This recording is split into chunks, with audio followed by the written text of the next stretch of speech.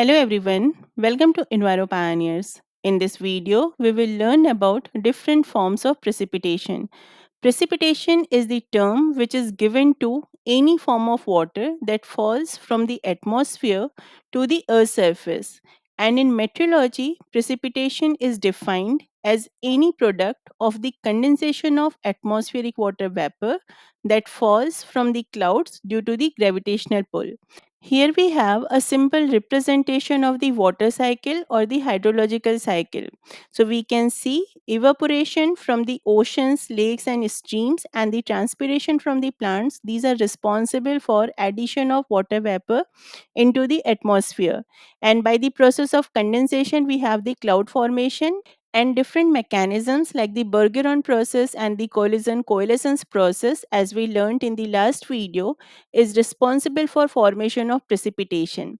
So this precipitation is a very important part of the water cycle because it returns the water vapor from the atmosphere back to the earth's surface. And this precipitation includes both liquid and the frozen water. Atmospheric conditions, especially temperature, are very important in determining the form in which precipitation reaches the Earth's surface. And as these conditions vary greatly, both geographically and seasonally, several different types of precipitation are possible. Rain and snow. These are the most common and the familiar forms. But apart from rain and snow, precipitation also occurs in the form of sleet, freezing rain, and hail. And these three are associated with the important weather events. Precipitation in these forms are limited in occurrence and happens randomly or irregularly in both time and space. But when these occur, they may cause the considerable damage. Now, let us learn about each of these forms in detail. So, we will start with the rain. In meteorology, the term rain is restricted to drops of water that falls from the cloud and have a diameter of at least zero point 0.5 millimeter. There are different types of cloud formation in the atmosphere, but most of the rain originates in either nimbostratus cloud or in the towering cumulonimbus clouds. And these two clouds are capable of producing unusual heavy rainfalls, which is also referred as the cloud burst. So the drops of water falling from the cloud and having the diameter of at least zero point 0.5 millimeter is referred as the rain, but the size of the raindrops rarely exceeds about 5 millimeter. If you remember this image from the last video where we discussed the collision coalescence process, we saw that as the raindrop approaches 4 millimeter in size, a depression is developed in its bottom.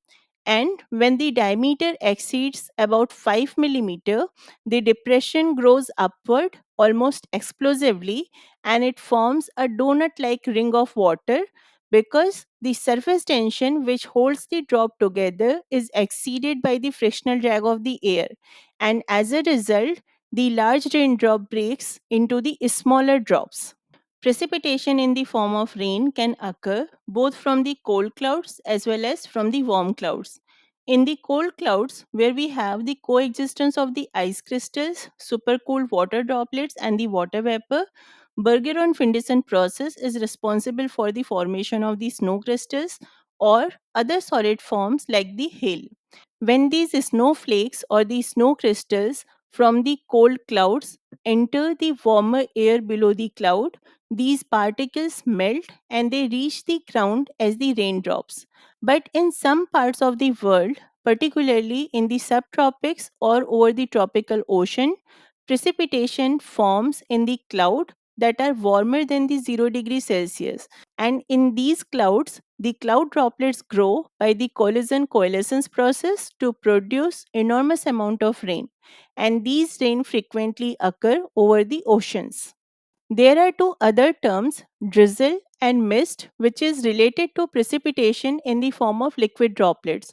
So here it is mentioned fine uniform drops of water having a diameter less than zero point 0.5 millimeter are called drizzle. Drizzle and small raindrops, these are generally produced in the stratus or the nimbostratus clouds where precipitation may be continuous for several hours and in some occasion it may be continuous for the days. And the mist is defined as the precipitation in which the very smallest droplets they are able to reach the ground, and these are so fine that the tiny droplets appear to float, and the precipitation in the form of mist it closely resembles the fog. So the meteorologists they use the term fog when the visibility is less than 1 kilometer, and mist is used when the visibility is greater than 1 kilometer. In some cases, as the rain enters the unsaturated air below the cloud, it begins to evaporate. And depending on the humidity of the air and the size of the drops, rain may completely evaporate before reaching the ground. So this phenomena it produces the Virga, which appears as the streaks of the precipitation falling from the cloud, but it extends only a part of the way to the earth's surface. Similar to Virga, where raindrops completely evaporate before reaching to the Earth's surface, there is another phenomena, fall streaks. When supercooled water droplets in the altocumulus or cirrocumulus clouds freeze, they form larger ice crystals which fall from the cloud layer, and these ice crystals may sublimate when they enter the dry air below. So these are called fall streaks and they are visible as the streaks of the wispy ice crystals hanging below the hole. Another form of precipitation is snow. It is winter precipitation in the form of ice crystals or the aggregates of the ice crystals. So, when the snow crystals formed in the cold clouds fall through the cold air having the temperature below freezing, they reach the earth's surface as such in the form of the snow because no melting occurs in the atmosphere. And the size, shape, and the concentration of the snowflakes it depend to a great extent on the temperature at which they are formed. Types of crystals formed in the cloud depends on the temperature and the moisture content of the air. So here we can see different types of the snow crystals. We are not going in detail in this topic, but there are two very important points to note that at very low temperature and less moisture content of the air, there is generation of very light and fluffy snow which is made up of individual six-sided ice crystal. But opposite to it, at the temperatures which are warmer than about minus 5 degrees Celsius, the ice crystals they join together to form a larger clump which consists of tangled aggregates of the crystal. So the snowfalls which consist of the composite snowflakes they are generally heavy and have a high moisture content. Next, we have sleet and freezing rain. These are the precipitation that occur from the cold clouds. Sleet is a wintertime phenomena and refers to the fall of small particles of ice that are clear to translucent. While the freezing rain, which is also referred as the glaze, it falls as the supercooled raindrops that freeze on contact with the surface. So, from the cold clouds, precipitation can occur in the form of snow, sleet, freezing rain, and rain. And the type of precipitation reaching to the ground depends on the temperature profile of the lower atmosphere.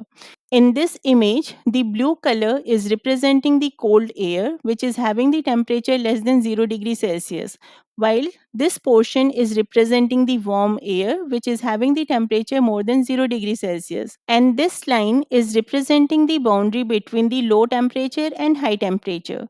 So, when the snow crystals formed in the cold clouds falls through the cold air having the temperature less than 0 degrees Celsius, precipitation occurs in the form of snow.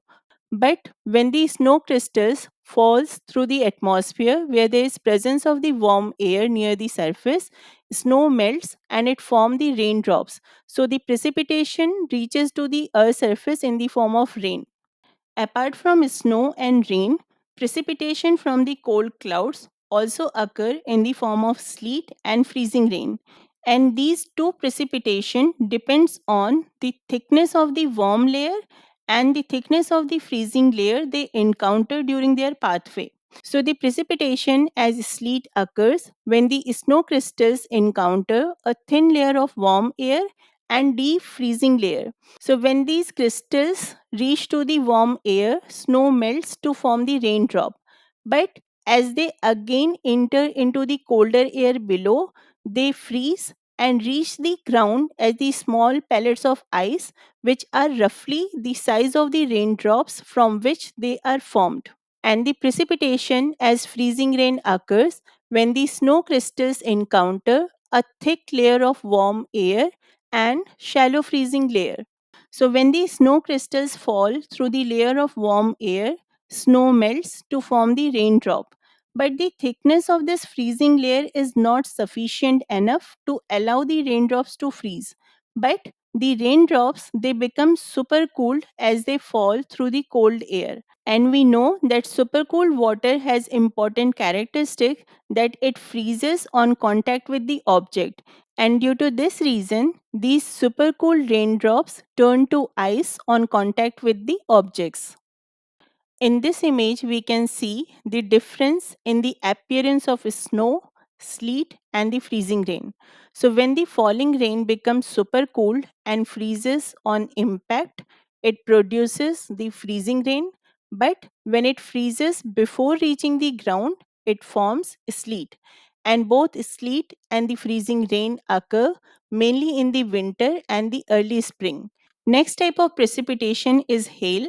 It occurs in the form of hard, rounded pellets or irregular lumps of ice.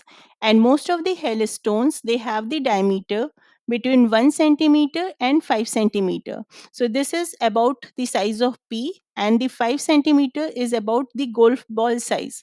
And some can be as big as an orange or even bigger.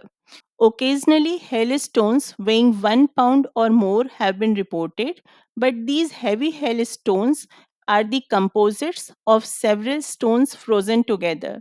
And these large hailstones have the fall velocities that exceed 160 kilometers per hour.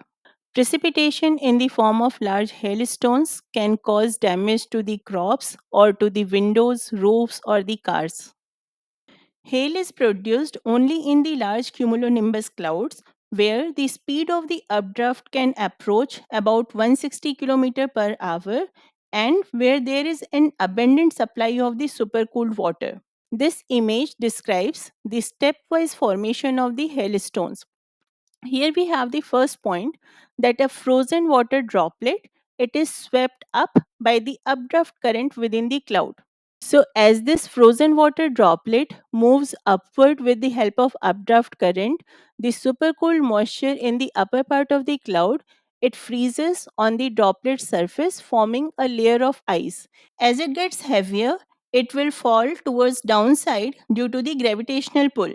And as it moves down, water vapor in the cloud will deposit on it as a layer of ice, further increasing its growth. It may be again forced upward with the strong updraft current having the speed of approximately 160 km per hour. So, as this rises up in the cloud, again supercooled moisture will freeze on the surface, forming a layer of ice. So, this process of fall and rise continues, and thick layer of ice accumulates on the hailstone surface, and eventually gravity pulls the hail from the cloud base and they finally reach to the ground. So here we have the brief of the same.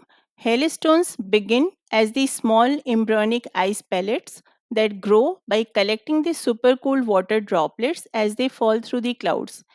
If they encounter a strong updraft, they may be carried upward again and begin the downward journey anew. And each trip through the supercooled portion of the cloud might be represented by an additional layer of ice.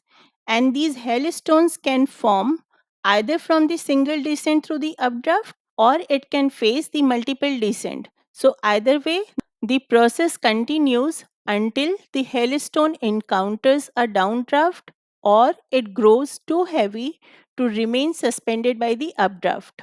If we see the cross section of the hailstone, it contains several layers that alternate between the clear and the milky ice. So, here is the explanation for this appearance. High in the clouds, rapid freezing of the small supercooled water droplets traps the air bubbles and it causes the milky appearance. While in the lower and the warmer regions of the cloud, the clear ice is produced where the colloiding droplets wet the surface of the hailstones, and as these droplets slowly freeze, they produce relatively bubble free clear ice. Another form of precipitation is rime, which refers to the deposit of ice crystals which are formed by the freezing of supercooled fog or the cloud droplets on the objects whose surface temperature is below freezing. So these rime are characterized by the ice feathers, and the objects such as the pine needles, they act as the freezing nuclei which cause the supercooled droplets to freeze on contact. And if there is wind flow, only the windward surfaces of the object will accumulate the layer of rime. And last, we have Graupel.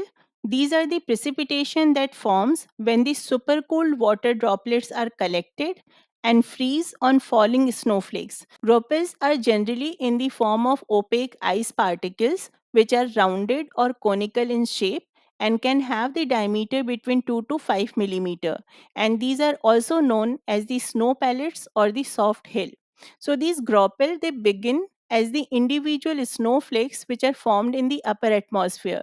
But under some atmospheric condition, these snow crystals may encounter the supercooled water droplets. So when these snowflakes fall through a layer of supercooled liquid droplets, they instantly freeze on the snow crystals, giving it a rough appearance. So here we have the difference in all solid form of precipitation. This is the Graupel, this is hail, and this is sleet. Graupel, it forms when the snowflakes collect the supercooled water droplets on its surface. Hail, it is the frozen ice crystals from the thunderstorms. And the sleet is formed when the raindrops formed from the melted snow freezes before reaching the ground. Here is the animated difference between the rain and hail. Here we have the color coding of the atmospheric temperature. This color is showing the below freezing, while this one is showing the above freezing. So the rain, it is made up of liquid water droplets, while the hail, it refers to the balls of the ice that falls from the clouds. Here we have the difference between sleet and the freezing rain. Sleet occur as the icy precipitation, while the freezing rain falls like the rain, but as soon as it touch any object, ice formation will occur. And last, we have the difference between the Graupel and the snow. Snowflakes are generally characterized by their unique and the beautiful shapes, while in the Graupel, because of the deposition of the supercooled water on the snowflakes, they have the slushy texture. Now, coming to the measurement of the precipitation. The most common form of precipitation, that is rain, it is probably the easiest to measure. And any open container that has a consistent cross section, it can be used as a rain gauge. But in general practice, meteorologists use more sophisticated devices to measure the small amounts of rainfall more accurately and to reduce the loss from evaporation. Most commonly used instrument for measurement of the rain is the standard rain gauge. So here we have the representation of the same. This is the cylinder. Here we have a collecting funnel. This is the measuring tube where we have the measuring scale. So the standard rain gauge has a diameter of about 20 centimeter at the top. So once the water is collected, the funnel conducts the rain through a narrow opening into a measuring cylinder that has the cross sectional area only one tenth of the area of this funnel. As a result, the rainfall depth is magnified 10 times, and it allows for accurate measurements to the nearest 0.025 centimeter, that is 0.01 inch. And this narrow opening also minimizes the evaporation. So when the amount of rain is less than 0.01 inch or 0.025 centimeter, it is generally reported as stress of precipitation. In addition to the standard rain gauge, There are some instruments which not only record the amount of rain but also its time of occurrence and intensity, that is, amount per unit of time. And two of the most common gauges are the tipping bucket gauge and the weighing gauge. This is the representation of the tipping bucket gauge. Here we have the funnel which is used to collect the rainfall, and this tipping bucket gauge, it consists of the two compartment, each one capable of holding 0.025 centimeter of rain, and this is situated at the base of the funnel. These compartments are referred as the buckets, and they are connected with the help of pivot, and they can move up and down like the seesaw. During rainfall, when one bucket fills, it tips and empties its water. So here we can see this is the bucket in the lower position and this is getting empty and the water is getting discharged through the drainage hole. Meanwhile, the other bucket takes its place at the mouth of the funnel. So here we can see bucket in upper position, this is filling. So once it is filled, it will tip and this position will take its place near the mouth of the funnel. Each time a compartment tips, an electric circuit is closed. So here you can see this is written magnet and here we have the reed switch. So reed switches are generally used as the magnetic sensors. They have wide variety of applications and are also used in the automotive systems for the fluid and the speed monitoring. So with the help of this, each time 0.025 centimeter of precipitation is automatically recorded on the graph. Next, we have the weighing gauge, which collects the precipitation in a cylinder that rests on a spring balance. So, this is the representation of the weighing gauge. This is the funnel and the outer cover. This is the collecting bucket. Here we have the balance linkage mechanism. This is the pen arm. Here we have the rotating chart, and this is the extension spring. So, as this collecting bucket fills, the movement is transmitted to the pen that records the data. Next, we have measuring snowfall. So, for snow records, two measurements are normally taken, depth and the water equivalent. So, the depth of the snow is measured using a calibrated stick, and the measurement is not difficult, but choosing a representative spot is very important because even when winds are very light or moderate, snow can drift freely. So, as a rule, it is best to take several measurements in an open space away from the trees and the obstructions and then average them. And to obtain the water equivalent, snow samples may be melted and then weighed or measured as the rain. And the quantity of water in a given volume of snow is not constant. If exact information is not available, a general ratio of 10 units of snow to 1 unit of water is often used. Means 10 unit of snow will produce 1 unit of water. But the actual water content of snow may deviate widely from this figure. There may be 30:1 for the light and the fluffy dry snow, means 30 centimeter of snow can produce 1 centimeter of water, or the ratio can be very less like the 4:1 for the wet snow, means 4 centimeter of the wet snow will produce 1 centimeter of water. Advanced method of precipitation measurement is weather radar. This is an important tool to track the storm system and the precipitation pattern they produce even when the storms are as far away as few hundred kilometers. So the radar units, they have the transmitters that send out the short pulses of the radio waves. Depending upon the objects to detect, the specific wavelength of the radio waves can be selected.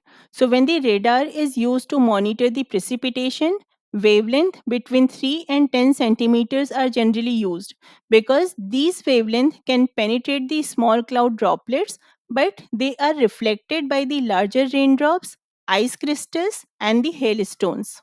And the reflected signal, these are referred as the echo. They are received at the station and is displayed on a TV monitor.